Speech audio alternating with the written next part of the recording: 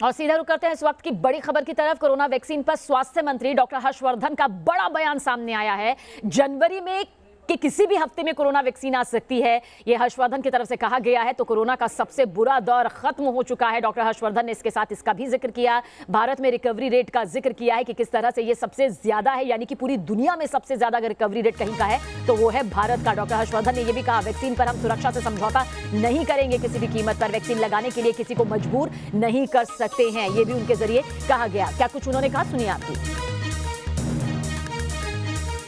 कि भारत वैक्सीन के डेवलपमेंट की दृष्टि से, वैक्सीन के रिसर्च के मामले में किसी से भी कम नहीं है और किसी से भी पीछे नहीं है।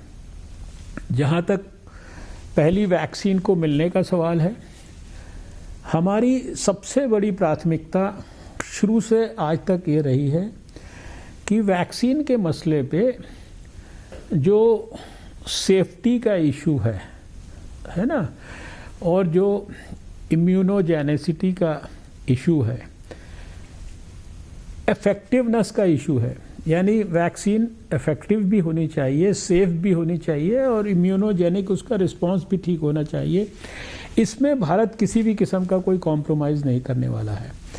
और हमारे जो रेगुलेटर्स हैं बहुत गहराई और गंभीरता से सारे डाटाज को स्टडी कर रहे हैं। और अभी जिस प्रकार से मैंने पहले भी कहा है कि जब ये 2021 का वर्ष शुरू होगा तो जो शुरुआती इसके महीने हैं, और उसमें भी मैं व्यक्तिगत तौर पर ऐसा समझता हूँ कि शायद जनवरी के महीने में भी कभी किसी भी स्टेज पे, किसी भी सप्ताह में ऐसा समय आ सकता है जब हम भारत के लोगों को पहला जो वैक्सीन का शॉट है वो देने की स्थिति में आ जाए।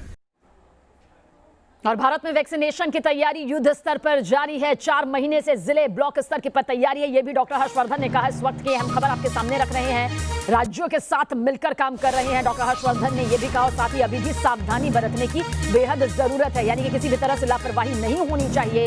260 जिलों में 20,000 लोगों को ट्रेनिंग दी गई है। पहले चरण में 30 करोड़ लोगों को यह वैक्सीन लगेगी। क्या कुछ उन्होंने कहा इस बाबत, सुनिए आप।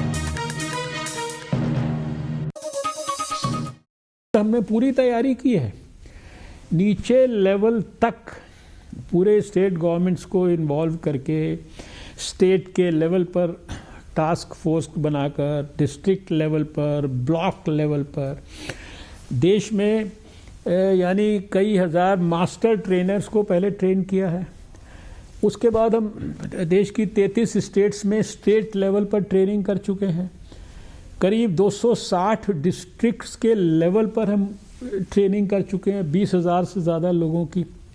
और जो हमारा जो कोविन प्लेटफॉर्म है, एक ऐप है, और जो इलेक्ट्रॉनिक प्लेटफॉर्म है, ये जो वैक्सीन के लिए इलेक्ट्रॉनिक जो सारी टेक्निक को यूज़ करके हमने, जो हमारा नॉर्मली भी वैक्सीनेशन के कैंपेन में यूज़ होता था, वो प्लेटफॉर्म अब हमने उसको कोविन प्लेटफॉर्म के रूप में विकसित कर दिया, जहां वैक्सीन को भी ट्रैक उस प्लेटफॉर्म पे किया जा सकेगा, उसके टेम्परेचर के साथ साथ। और जो वैक्सीन का जो बेनिफिशरी है, पोटेंशियल बेनिफिशरी, उसको भी डिटेल में ट्रैक किया जा सकेगा, अप टू द पॉइंट जब उसको सेकेंड डोज मिलेगी, और अप टू द पॉइंट जब सेकेंड डोज मिलने के बाद वो अपना सर्टिफिकेट भी जनरेट कर सकेगा। यानी इतने एडवांस में इतनी प्रकार के एस्पेक्ट्स को, और आपने जब कहा कोल्ड चेन इत्यादि की, तो पहले ही हम इतनी सारी चीज़ों के लिए देश में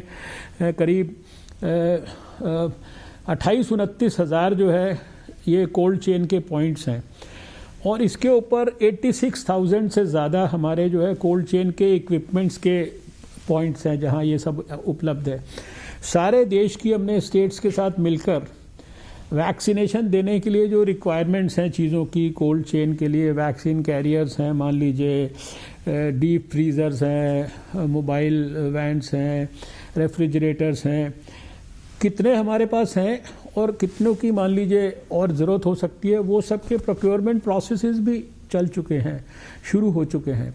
सिरिंजेस जो है कितनी चाहिए, कितनी सारी टीम्स चाहिए, हर एक वैक्सीनेशन का जो सेंटर है वहाँ 4 लोगों की टीम, फिर उन टीम्स को असिस्ट करने के लिए कितने जो हमारे वॉलंटियर्स यानी वॉलंटरी ऑर्गेनाइजेशंस के साथ भी एक पैरेलल एक्टिविटी चल रही है।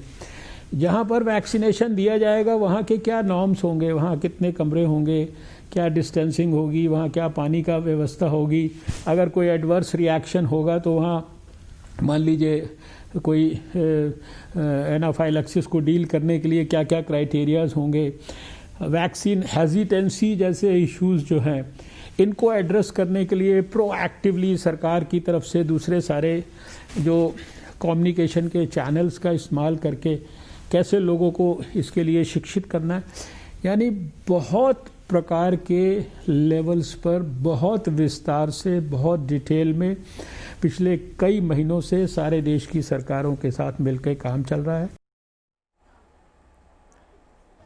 और भारत सबसे सुरक्षित वैक्सीन पर काम कर रहा है। वैक्सीन को लेकर चीजें सही दिशा में चल रही है। कुछ कंपनीज की वैक्सीन जनवरी में आ जाएगी, जनवरी के बाद भी कई कंपनीज की वैक्सीन आने की संभावना है।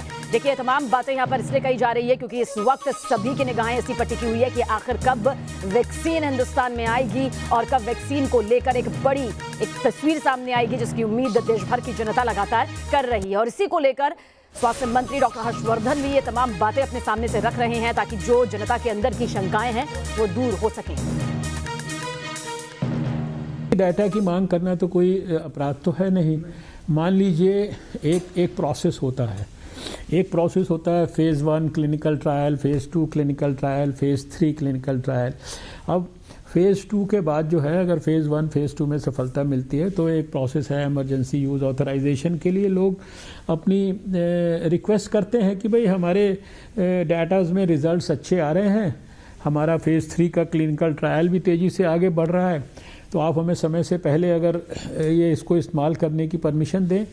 तो अब ये रेगुलेटर की जिम्मेदारी होती है कि वो डाटा जब सेटिस्फाई हो जाए तो हमने जैसा कहा कि हमारे देश में हमारे रेगुलेटर्स को बहुत शायद दुनिया में सबसे ज़्यादा स्ट्रिंजेंट हम लोग जो है तरीके से देख रहे हैं, क्योंकि ये जनता के स्वास्थ्य के हितों की रक्षा का प्रश्न है।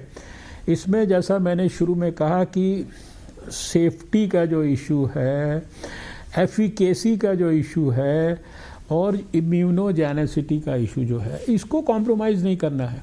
तो अभी डाटा उन्होंने और मांगा है और डाटा देखेंगे। अगर डाटा उनको बिल्कुल ठीक लगेगा, जो मुझे अभी तक प्रिलिमिनरी फीडबैक्स मिलते हैं उसके आधार पर मुझे लगता है कि चीज़ें सही दिशा के अंदर आगे बढ़ रही हैं। और कुछ कंपनियों की वैक्सीन हो सकता है हमको जनवरी में मिलनी शुरू हो जाए, कुछ की फिर हमको फरवरी, मार्च, अप्रैल धीरे धीरे करके मिलनी शुरू हो जाएगी।